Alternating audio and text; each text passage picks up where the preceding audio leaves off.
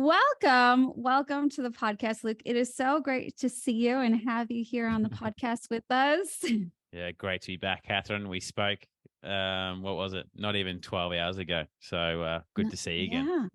Yeah. No, Yeah. 24 hours. 24 hours. Yes, it was You're on my 24 hours ago. podcast. Yeah. So yesterday I was recording a podcast episode for Luke's podcast, and now here he is speaking to all of us. And I'm so excited to have you here.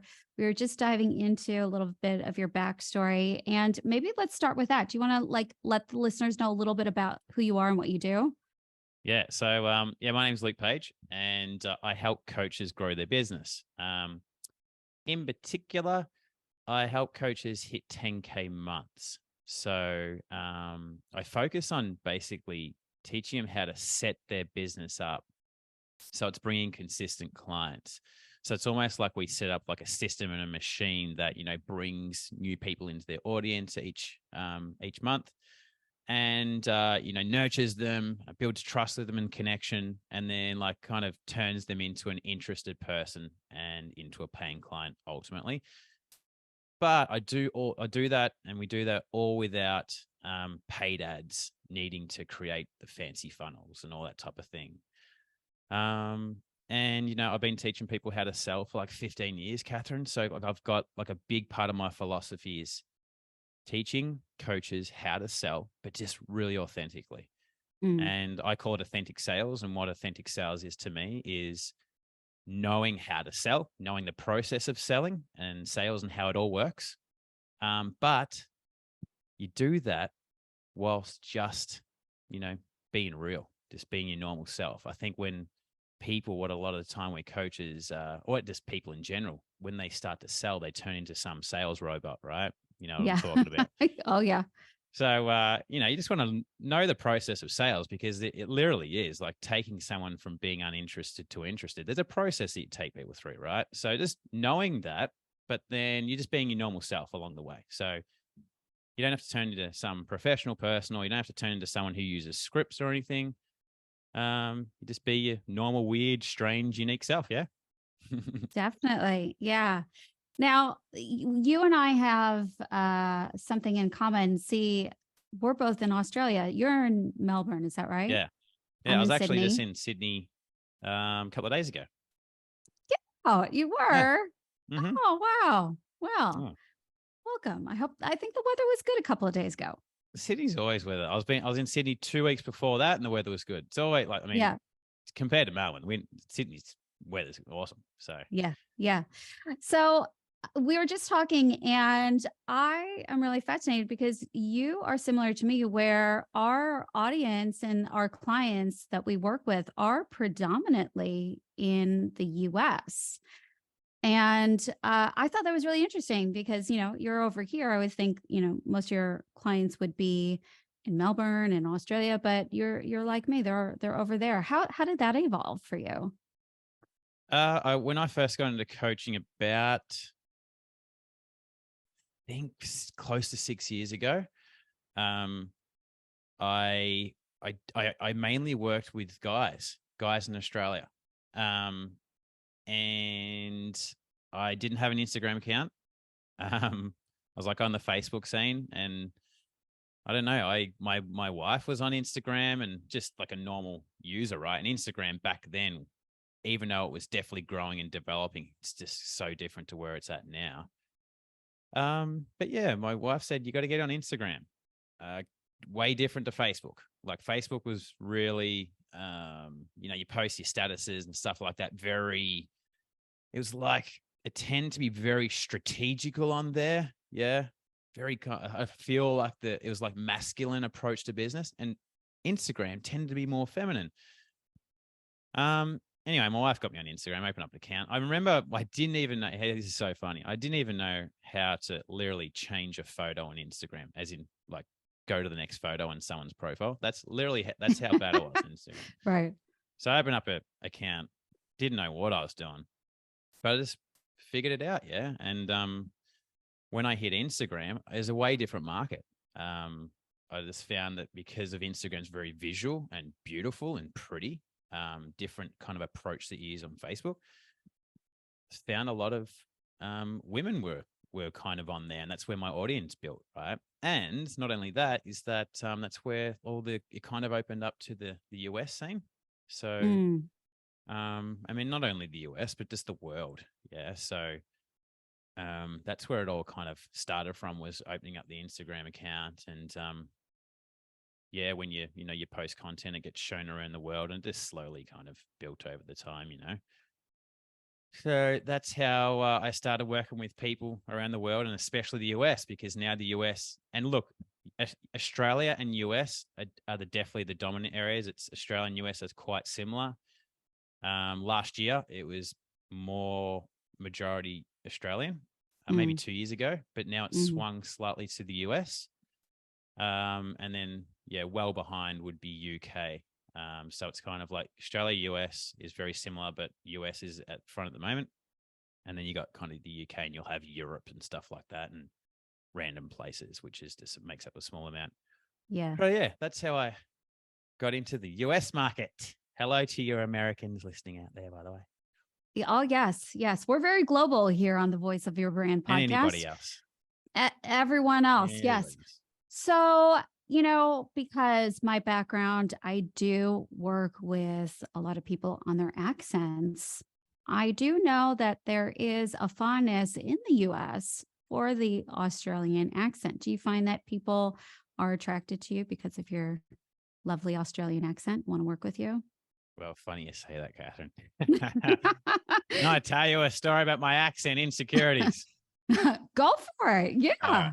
So, funny because look, I come from Melbourne, and I don't know if you notice it. Do you notice that people from Melbourne, and compared to Sydney, Melbourne tend to have a bit more roughness and rawness in their accent in general?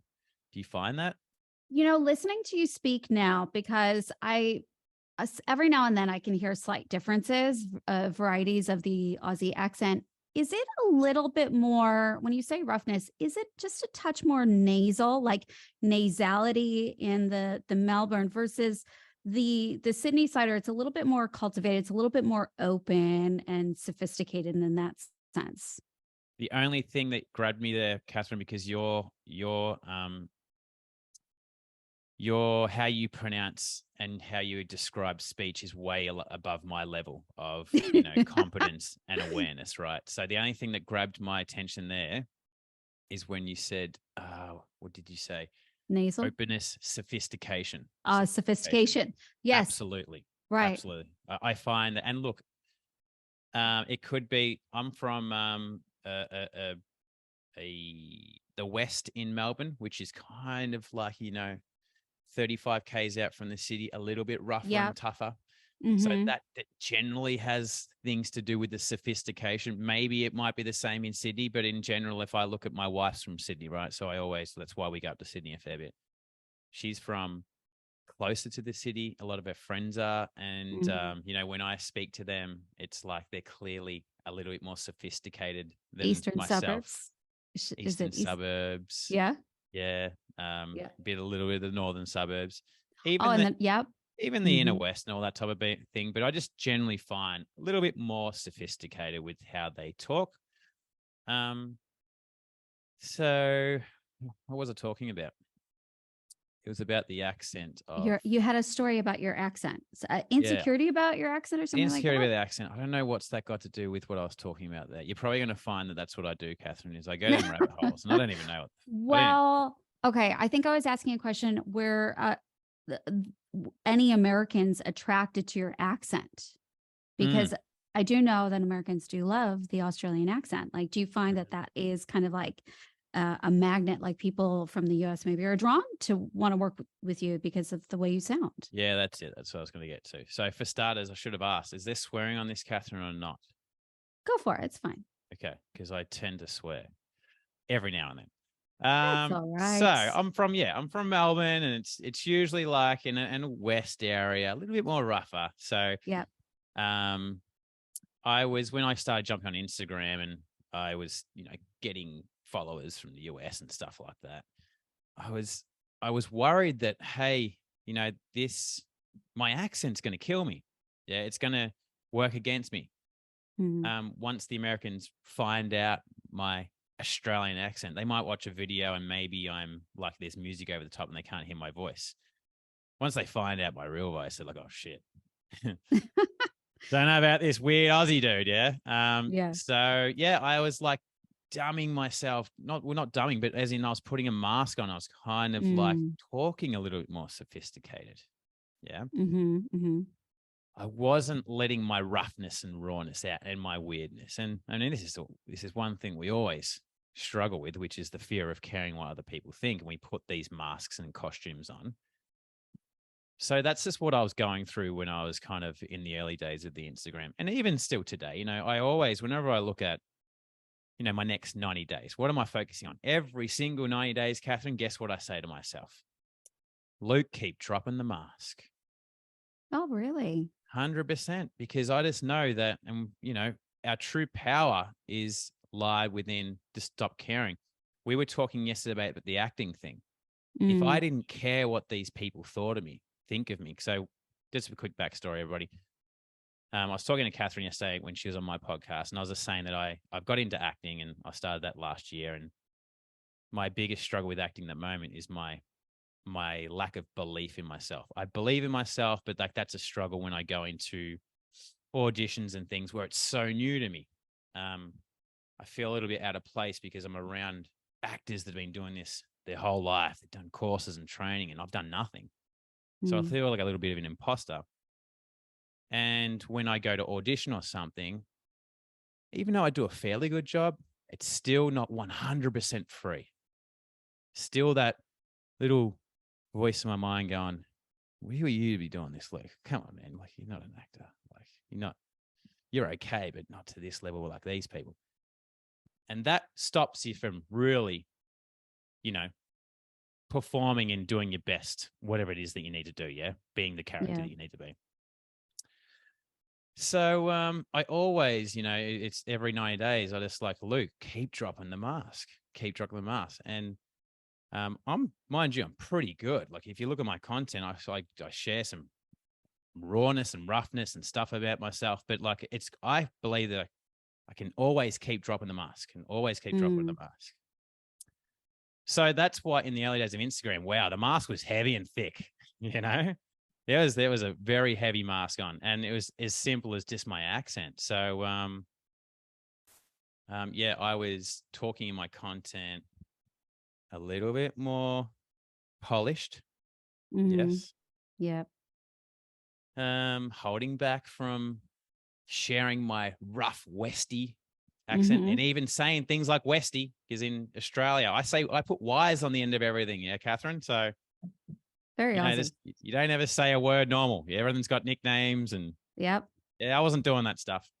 So it wasn't until I joined I joined a mastermind, and up until then, you know, I've always been someone who's got coaching and done workshops and courses. Man, I've done everything, like so many courses over the years. Yeah. Like while my mates go and buy, I don't know, toys and stuff like that, I buy courses. You probably, a lot of yourself and a lot of people can relate to that, right? Mm-hmm. That's where you spend your money on courses and self-development. We're a weird bunch, aren't we? We're a weird bunch. We're the weirdos. So yeah, I up until then I'd always got coaching from guys. I just like was always drawn to men. Mm-hmm. And because the Instagram thing was different, I was feeling a lot of feminine energy. I thought, you know what? I need to access this part of me. And my previous coach talked about these two sides, which is, you know, masculine and feminine energy, and talks about leadership and love. Mm-hmm. And he was saying, Luke, you've got great leadership. Yeah. You can kind of speak your truth, speak it with power. You can call people out. Your weakness is your heart, the love side. Yeah. A great coach, a great leader, a great salesperson can have strength in leadership, speak their truth with belief and conviction, call people out when need be, but they balance it with the love side. They have compassion and empathy and sympathy for them, right? You'll never be amazing. You'll never be an amazing communicator or coach until you can be strong in both of those. You got strong leadership. The love side of you kind of is weak. The feminine side of you, Luke, you need to let out. you've got that blocked off, just the typical guy thing. Yeah. I was Mm. kind of the typical strong guy. So I was like, I remember that message that my previous coach had said to me. I'm like, all right, so I'm on Instagram, I'm getting this feminine energy. I need to explore this. So I'm like, okay, next coach. I joined a coach and I was looking particularly and specifically for a feminine coach, female feminine coach. Joined this mastermind with 15 of us and 14 of them were girls. So I was the only guy in there. It was weird, but it was a great experience because, wow, I got an insight into how a group of women get together because I go into the group of men, you know what I mean? And it was such a different experience. What they think about, what they feel, what they worry about. I'm just like, OMG, like this is full on. It was such a great insight because it was so different to the way that I think. And I had no idea of just so many things that this group of women tend to worry about, which to me was nothing, but then I worry about completely different things. So it really gave me a great insight into relating to like female coaches, right? Feminine coaches. So anyway, that was a really good experience. And then one day we had a coaching call. We were kind of opening up about our vulnerabilities and stuff. And I said that I'm worried about my accent. I have got a fear that if I really let my accent out, that the Americans aren't going to like it, and that'll kind of cost me. And then a bunch of them started unmuting himself and going, "Whoa, Luke, we love your accent. Yeah, we love your accent. Hey, that's what drew me to you, Luke, your accent." And then that changed things for me, Catherine. So slowly, it wasn't instantly, bang, mask off. But it was like, okay, cool. I'm taking this little layer of masking off. Interesting. So that's what started the accent thing. Now, like you said, Catherine, is that, you love my accent and it's pretty simple. Some people will hate my accent. Not everyone is, but they're not the right people for me. Some people will love my accent. They're the people for me. So now I totally embrace it. Yeah. I totally embrace it. And I see that's my strength because it's just like, that's my unique thing. And that's it. Our accents make us unique. Mm-hmm. Yeah, that's it. There's so much history in our voice and our accent. And, the more that we fight it, the harder it becomes because you are, like you said, putting on that mask. And there's that barrier between you and your audience. And when we can, in acting in stage, we call it the fourth wall. When you break down that fourth wall, then people can really get to see you. And that vulnerability is such an important piece in the relationship that you have with them because they need to be able to trust you. And if that fourth wall is up, it's very hard to build that trust with that mask, right? Oh yeah, definitely. 100%. Yeah. I think what's the, do we have coaches in the audience, Catherine? Yep. And online entrepreneurs type thing? Is that mainly the audience? Yep. So we've got a mix of online entrepreneurs, coaches, but then I do have other types of creatives that listen to this, some actors. Mm. Yeah, Yeah. awesome. Well, I think it's just, the vulnerability thing. We just want to connect with people. And I can just talk from the coaching point of view, or even just any sort of teacher or mentor, which I think a lot of a lot of people listening to this will be. We're great at our craft. We've done so much training. We've learned so many things about the thing that we teach or help out with. But sometimes with that, we can get stuck into, well, we know everything. We struggle at nothing. We're always good. We're never suffering. Because me growing up, I know that that's what I'm exposed to. You see the teacher at school, they know everything. But since when does the teacher, when you're in, high school, get up in front of the class and go, "I'm struggling, everybody. Having a bad day. I'm really struggling at home." Or like never. It's just like they're always, got it together and like, okay, class, this is what we're going through. So like that's been the model for most people on how to be a leader, a teacher, a mentor, a coach. But yeah, if you do that, especially in today, if you just be the coach or the leader or the mentor that just teaches and shares all their knowledge and everything that they know, and okay, that I know everything and I'm all good, you just won't get the connection with people because people want to relate, and people relate by looking at someone and going, okay, cool. I see something in that person, that coach or mentor, that is within me. And it's two ways. Number one, I see in that coach and mentor something that I want for myself. And then number two is I see something in that coach and mentor that I am going through right now. So that's the two things. You want to be a great coach is obviously, yeah, cool. You got to be awesome at what you do. But then you've got to be able to relate to the people that you're helping. You've got to be able to Yeah. share the same struggles or have been through the same struggles and challenges. And the struggles and challenges never bloody finish ever. They never end. They never end. Never end. And, listening to you speak, a thought popped up in my head, really curious about you, because, oftentimes we teach what we experience or what we've gone through. When you were working with predominantly males over here in Australia, when you were first starting out, what was that about? Is it the same thing that you're coaching now, or was that slightly different? Like, was there a pivot? It's the same thing, but definitely the philosophies were way different. Way different. Mm, I taught because I come from a background in sales, and like okay. I basically taught coaches how to sell hardcore, right? So Right. cold calling, you put an ad out. You would get someone download your lead magnet. You'd cold call them because back in those days, people Okay. used to leave their real phone numbers, believe it or not. These days, it doesn't Hmm. happen. But you put a lead magnet out, people would, to get the lead magnet, would drop their name and their email and their actual mobile number. You would cold call them and just do this stupid rattling off script. Hey, Catherine, what's up? Luke here. Just got, I got your details from that little, the 15 steps to getting coaching clients.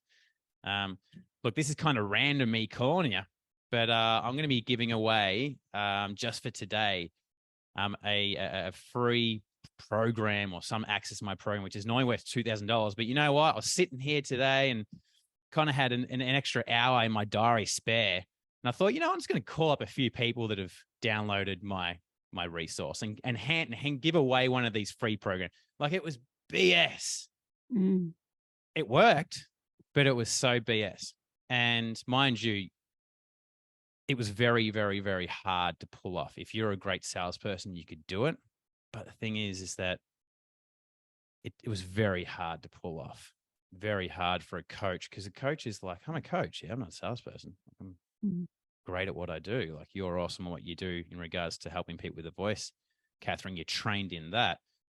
And, whoever's listening to this, you're trained in your craft, but are you really trained in being a salesperson? So you just it was intense, overcoming objections. And, you'd close people into your program just off 2 or 3 phone calls. That's it. So you had to overcome crazy objections. It was really full on. So I kind of like, obviously it's that type of strategy attracted so many men. Yeah. Mm-hmm. And it worked for some, but for few. Yeah. And it worked amazingly for some, but for few. And that kind of got to me over the course of about a year and a half. I was like, man, got a program here and so few people are getting results. And that didn't sit well with me. So I'm kind of like, all right, how can I create a program that is a higher chance for people winning? And what I kind of figured out is that you've got to drop the sales thing. You've got to figure out the sales thing. And so that's kind of how I kind of pivoted to a different type. And that's when I opened up an Instagram account and I kind of changed my model. And the model developed over the years and I even upgraded it last year. Mm. So yeah, that's how it started. Yeah. With that type of thing. Yeah. And was it as you were navigating your way through Instagram and dropping the mask, did that start to orchestrate the journey of your program and your coaching style and your methodology as well, where you know realize, well, this authentic selling really is the way to go, and I'm seeing the results, therefore I can get the results for my coaches as too. Yeah, I mean, I got over me because, in regards to me getting a client, I was doing the exact same thing. So Hmm. lead magnet, cold calling, bloody selling, massive objection handling. Yeah, it'd be like most people, you'd sell them into a 5K program and they'll be like, oh, well, I need to speak to my wife. And then you objection. I had this little technique, which I learned from Jordan Belfort, which is the Wolf of Wall Street. Hmm. And it worked, but it was just, man, I just feel bad. Like it was kind of like you took advantage of people. Yeah. Like, Hmm. um, if someone wasn't strong, I'd sell them in. Yeah. And mind you, if they weren't strong and I'd sell them in, they wouldn't be strong enough to follow my strategy. Yeah. And mind you, I didn't create the strategy. I learned it from a program. So I just kind of rinsed and repeat, right? Hmm. Um, so yeah, that just over a year and a half or so of doing that, I just felt this is not right. Yeah, there's kind of like I got okay, Luke, this is wrong. What you're doing is wrong. Yeah. So that made me go, hey, Luke, okay, passionate about this area. I generally want to help people, but I want to do things my way. Yeah. Because what I've been doing is I've been doing it what I've been taught. And because I had a bit of experience in it now, I'm like, all right, Luke, come on, Luke, like, let's make your own way of doing things. So that's where I started tweaking the strategy and how I approach things and everything like that. And, slowly things adjusted over time to, kind of how I do things now. Love it. You know, what you and I do are so similar because voice is, speaking is selling. And we Yeah, talked about it on absolutely. your podcast too, like with the 6 second sell is essentially anytime you're selling, it's just a conversation, Mm, really. And when you can come from that place, it can be an authentic conversation that leads to an outcome that, you know, is for that person to make a decision whether, they want to choose one path or the other. But mm. it becomes more empowering, doesn't it, when you essentially give them that choice and then it's up to them to decide if they're ready to make a change. Oh yeah, yeah. I don't do objection handling anymore. I mean, look, if someone goes to me, Luke, I want to do this so bad. I need your help. Please help me get through this. No probs. I'll do it. Yeah. But now it's just kind of like, hey, here it is. Here's the info. Let me know if you're in or out. That's it. They want to come Yeah. in. They come back to me. Like I just had someone yesterday message me that I'd sent information about my program. And she goes, oh, hey, Luke, I just want to kind of sit on things for a week and I'll get back to you. I'm like, yeah, cool. Awesome. I won't follow her up. And it's just like, you know, could have I got more sales if I kind of did my old sales, objection handling thing over the years? Probably, yeah. But this just sits better with me. Yeah, it's nicer. It's nicer for me. It's nicer for them. Mm. And it's kind of like, yeah, people have to be grown up enough to make their own decisions, right? Yeah, absolutely. Yeah. Yeah. I wonder if you're a projector. Do you know anything about human design? I have looked at it and that does sound familiar. How many of them are there? Uh, I'm a projector. We're less common. Like there's generators, manifestors, manifesting generators. Those are the most common. And then underneath is projectors. And then Yep. the least common, very rare, is reflectors. And with Yep. projectors, we wait for the invitation. So we've got the wisdom, but people will Mm, come to us when they're ready. And when they're ready, then they receive and really benefit from it. But with projectors, it's not about like, actively going out and, you know, in a sense, like pushing or, shouting to the rooftops, this is what I do and this is my wisdom. People will mm, come to you, they'll see it, and then they'll yep. come to you and say, okay, I'm ready. So you wait for the invitation. Right. Yeah. I don't know which one I am. I know I possibly am that one. the two out of all the ones that you rated off then, the two Mm. ones that stood out to me is what you just said. And the second manifestor one, what was the second manifestor one? Manifesting generator, or there's manifester? I possibly manifesting generator was the other one that stands out. So definitely one of those two, because I've done it before. I just can't remember. Yeah, you could be a manifesting generator because you've got that sort of like go mentality as well. Yeah. And, you've got that vision. So it's a toss up. I would have thought you'd have been more like a manifesting generator. But then when you said Yeah. that, I was like, oh, maybe he is a projector. You never Maybe a know. projector. Could be a projector.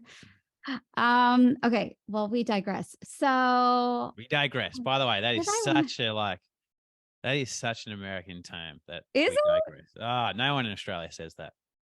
Oh, this is why I want to ask you, because this is such a cool conversation about accents and stuff like that and working globally.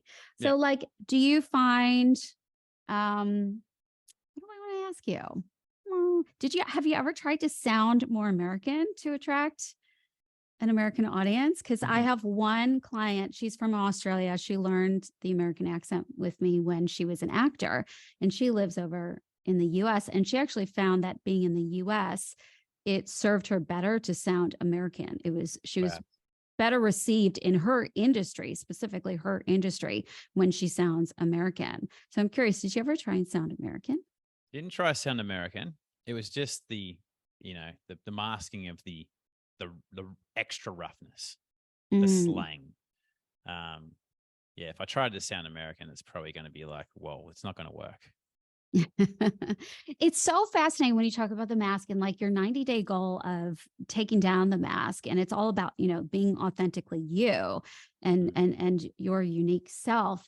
That is part of basically what you do, is teaching others to be authentic in their selling. Isn't it always fascinating that there's such an alignment between our Oh yeah, current, our inner yeah, struggles and our hopes and dreams for ourselves, and what we are driven to help others do as well. Like that's our drive, our passion. yeah, big time. I mean, 'cause that's it. You connect with it. Yeah. So, Yeah. um, one thing that makes me, I said this to my wife the other day. My dad never told me that he was proud of me. Now I know he's passed away, but I know he was proud of me, but he never said the words. I find it hard to tell people that I'm proud of them, especially my wife, for example. Like my wife does things and like good stuff. But one thing that does, and I told her that I was proud of her the other day, because one thing that makes me proud of people, yeah, is when they face fears. I'm so connected to that because I've done it so much in my life where I'm always trying to face things that scare me. And, a couple of years ago, I think it was about 5 years ago, I did a 30-day fear challenge, which every day I had to do something that scared me. So I really respect it when I see someone, and I don't care how big or small it is. Yeah. Do not care what it is. But when I see someone where they're like, this scares me, and they do it, I respect that. And I feel proud. And my wife did something at work last week where she had to get up and do a talk. And it was scary for her. And I was proud of her for that. So yeah, totally. The things that we've been through, that's what we connect with. That creates what, our philosophy is and what we talk about. So yeah, I always talk about being authentic. Yeah. Yeah. Your content's the gateway to you building your business these days. Mm. And if you can't be authentic, then shite. Man, Crikey. you're a crikey, mate. Crikey. By the way, that's like no one says crikey. No one said, except for Crocodile Dundee. That movie has like made us look like people that we're not. I love it. I love it. My favorite is Bob's Your Uncle. That's one of my favorites. Bob's your uncle. Yep. Yep. Definitely. Do you ever say that one? No, I don't say Bob's your uncle. Nah. It's, you know what? I don't know. What else have you got? What's the other one I love to say? I can't think of it. I learned so much from my husband when we were dating. And then when I moved here, like it was like learning a foreign language, some of the Yeah. slang. It really Um, is. Yeah. I love Senga, um, avo for avocado, but then avo can also mean afternoon, like very confusing. Um, Yes. right? Well, funny you say that because that reminds me of a story when we were in New York. And for example, Arvo. I say Yeah. Avo. Yeah, Avo. And then Yes. Arvo. Avo, Arvo. It's very But when slight you said it, difference in the vowel. Yes, well, I don't know. I reckon there's a bit of a difference. But when you said there it, I is. couldn't notice the difference. When you said it, Yeah. I couldn't notice the difference. And how's this? We're in America. We're in New York once, and I had a jacket that I needed to get like brought in, to kind of fit me. Tailored. Yeah. Yeah, tailored. So I'm walking around and like I typed in my phone where a tailor was, and it said it's on this corner, and we're at the front of the corner. And we're like, where is this place? And I'm like, it's not here. So I went up to someone that was on the corner of a street. So I'm like, well, this must be like a locals. I'll just ask the locals. I'm like, hey mate, I'm like, is there a tailor here? Is there a tailor around here? And he's like, what? And like, is there a tailor? Like I'm like showing him my phone, and I'm like, suit tailors or something like that. He's like just looking at me with this confused look, and I'm like, yeah, like I got my suit here and I want to get it tailored. And he's like, oh, tailor, as in Yeah. Taylor. And I'm like, that's what I said. And but it's the thing. It's like Taylor. He was thinking I was saying the guy's or the girl's name, Taylor, as in Mm-hmm. what's that? Hanson, Taylor Hanson, right? Taylor Swift. Taylor Swift. But I was saying Taylor, and which is pronounced the same in Australia. Taylor, the person's name, Taylor Swift, or Yeah. Taylor, the suit tailoring, said the exact same way. But in America, it's slightly different. And even though there's the context of how I was saying it, he just didn't get I was saying the suit tailor. He thought I was looking Yeah. for some random tailor. Yeah. He's looking around. He's like, I don't know why you're asking me about this tailor person. So I think that's funny because, the Americans have these tiny, tiny, tiny, tiny differences, which you guys can hear. Mm-hmm. We can't hear it. We can't hear it. To do the opposite, there's been a couple times, I don't know why, but I go to an ice cream shop, and I think what happens is like, maybe it's an American thing. Like we have more words that we'll say before we actually get to what we want. So instead of saying like what flavor ice cream I want, like I would say, can I get a scoop of Rocky Road? And they would come back Right. with 2 scoops. And I'm like, huh? I said, can I get a scoop of, and then I come back with 2 scoops. And it happened twice. And I'm like, why is that? I'm like, what is getting lost in translation where they That's think I weird. want 2 scoops? And then I was like, well, maybe it's because the scoop, like, oh, 2, like they thought that was 2. And they, I Yeah. don't know. Yep. Right. And so Scoop. there is some like Mm. lost in translation with accents sometimes where, Yeah. in relating to business, like what happens is like we have our accents and we never want to lose our accent because that's like our fingerprint, like that's who we uniquely are. But when we're speaking to a global audience, usually what I say to people is we've just got to create a little bit more openness and clarity so that we can be understood, so things don't get lost in translation, as sometimes they do. That's definitely true. One thing that I do say when I take on new clients or something like that, and they are American, I just say to them, hey, look, my accent. I'm going to say some weird stuff. If anything ever doesn't make sense, you just pull me up and go, hey, Luke, what was that word you said? Or sorry, Yeah. Luke, I don't understand what you're saying. Like, just prepare yourself. I'm going to say some random things. I love it. So Yeah. I guess if you're doing a keynote presentation in front of a group of, 1,000 people, that wouldn't really work, that strategy. Otherwise, you might have a lot of people putting their hands up. Excuse me. Can you repeat that? Yeah, exactly. So, yeah, that makes I call sense. it accent enhancement. And it's just, about creating that clarity so people can fully understand you. All right. Well, this has been super fun. I want to wrap up. I want to ask you about your acting, your new endeavors into the acting world. Mm-hmm. So what's like sparked that interest? What made you one day go, you know what? I want to start acting as well. Yeah. Well, this is like, it's been, Matthew McConaughey, right? Yes, I know him well. Have you read the, you know him personally, you're good mates with him. No, but you never know. The acting world is small. You never know where you'll run into someone. So last year what happened was someone reached out to me, like some company that sold these this exercise massage thing. They Yeah. said, "Hey, we've got this massage gun. We'll send you one for free. We've kind of seen your content. We'd love for you just to do a quick video saying you used the massage gun and you liked it. Mm. Obviously, it's got to be real. We'll send you a massage gun. You have it for free, and then we'll pay you. I think it was like $130 just to do a quick video of me going, hey, use this thing. So it kind of started from that, right? I'm like, oh, I can kind of get free stuff for like doing nothing and get paid for it, right? So it kind of happened like from there. And then I did this. I got introduced into this job of my first kind of official, could say acting job, because the first one was like me just at home It's doing a like quick that testimonial. user generated content, like the I UGC sort guess of so. kind of stuff. Yeah, Yeah. it is that. Yeah, it is that. It is that. I must say that doing that, I even though it was cool, I'm like, I'm not doing this again, because they kind of like, they were like, oh, sweet, can you do it this way and that way? And I'm just like, all right, Mm, cool, great experience. It was great. I got a free massager, which I still use.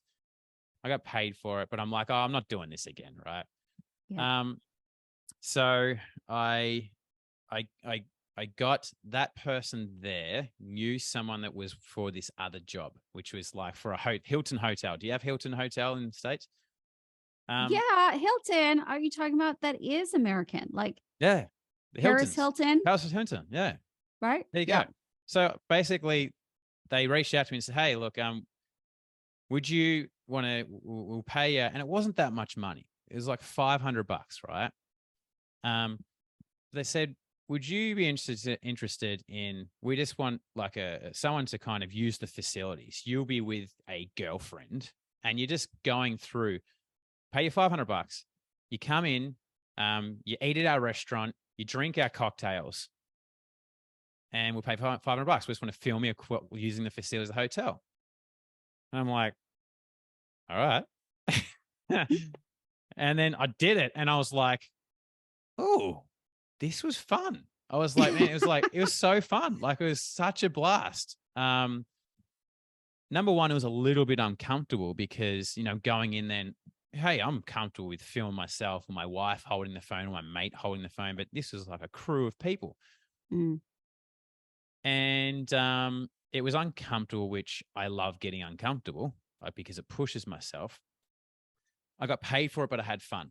I met great people, and that there was like, I like this. I like this because my vision, which is a 2030 vision, is we want to build the greatest program for coaches in the world, and it's not about the biggest or anything like that. What it is building a program where we can give our clients an experience that they'll never get anywhere else, right? Of course they want to come in and grow their coaching business, but we give them so much more than that. We give them insight how really a world-class program runs and operates. I've been inspired a lot by James Wedmore, yeah. mm, And I think about all the time, okay, my 2030 vision, who do I have to be? And I know in 2030, I'm going to be on TV. I'm going to be speaking in front of thousands of people. I'm going to be having things like what James Wedmore does, those in studios where it's got the massive studio and you're doing that type of thing. And I'm like, I have to get there. So right now, I'm just filming from home and in the street and stuff. What's the point where I'm going to have to step up there? So it right. kind of happened from that. Yeah. I'm like, it's had so many things. Number one, getting paid. Number two, having fun. But really importantly is that it's building a skill set in me, which is going to help me get to my vision. Yeah. So I just built from there. And the Matthew McConaughey thing. So he teamed up with, do you know Dean Graziosi? I think you pronounce it. Yes. Why do I know that name? Kind of like Tony Robbins' kind of right Right. hand. Right. Yeah. Yeah. They all teamed up and basically Dean and Tony went to Matthew McConaughey after kind of reading his book Green Lights, which I listened to last year, which was awesome. I loved it. And they said, man, your philosophies about life, just the way that you articulate and story tell, man, let's team up and we need to build you a course. The world needs to hear you. Yeah. The Green Lights was like his book, which just talks about stories he's been through in life and life lessons. He said that, Dean said that, I read that, I loved it, but I felt that it was just like, okay, there was no next steps. There was no like, how do I implement this into my own life so it can benefit me? So Mm-hmm. that was what his pitch to Matthew McConaughey. He said, hey, look, you got an awesome story. You got an awesome philosophies. Let me help you turn that into a course that so many people around the world need to have for themselves so they can, get the life lessons like you have and move forward and get past the things that they're struggling with. So I bought that course. I was like, I was like on a bit of a Matthew McConaughey, had a bit of a, what's the call when you love a guy? Bromance. Bromance. Yeah, Matthew McConaughey, like a bromance. I had a bromance for Matthew A McConaughey. distance bromance. That's it, a distance bromance. Yep. So I bought that course and I looked at that course, and for how many courses that I've done, this was like, whoa, this is a course I've never seen before. What it is, and this is what I guarantee they're going to be popping up way more now. This is a course run by a world-class actor. And actors, the way they communicate is like no one else. You put Tony Robbins at this, because they had this little seminar, online seminar. There's like millions of people online, yeah. Mm-hmm. Tony Robbins, unbelievable communicator, but he's got this personal, this kind It's a of, little the clunky. coach persona and vibe about him. Matthew McConaughey gets up, and it's just so different. Yeah. And, generally coach is when we teach, we've got this coaching vibe. Matthew McConaughey was coaching, but man, he had such a different vibe. And I'm like, Mm-hmm. that there I want. That's going to give me a massive point of difference to all this coaching market. That there, if I can become like a little bit like that vision, that's going to help me get my vision. So once I saw that course, I'd already started this acting thing, but not really thought about it. I'm like, I'm going to use this acting thing to develop my storytelling, my characters, letting Good. all this stuff out. And man, it's having an effect, Catherine. Yeah. Cause like in my Yeah. content, far out, it's made such a difference in the last 6 months. Yeah. Well, Content's got way better. That's what I coach, right? Yeah. Well, there you go. Literally what I coach on. It makes such a difference. Yeah. So It anyone does listening to make this, such a like difference. go hire Catherine, because it makes such a difference for me. Yeah. And I'm only Yeah. just beginning. I'm only just starting with this stuff. So As a personal brand, you're not just the face and the voice of your brand. Well, you're the face and the voice of your brand, which means you're an actor, you're a presenter, you are a voiceover person, you are a model, you're all of these things, but you're not equipped with all of these things. You haven't, like an actor like Matthew McConaughey or myself, like I've been acting for over 30 years. I've been on stage, I've been on screen, I've been, character voices in animated TV shows. I've done radio, I've done commercials, I've done movies, I've been on stage. Those are skills that take a while to master and perfect. And what happens is all of us, we get into this space and we're asked to do these things that we've never had to do before. yeah, so and true. to be able to do them well, hey, put out a Facebook ad and be the face of your ad. Well, people don't know how to do that.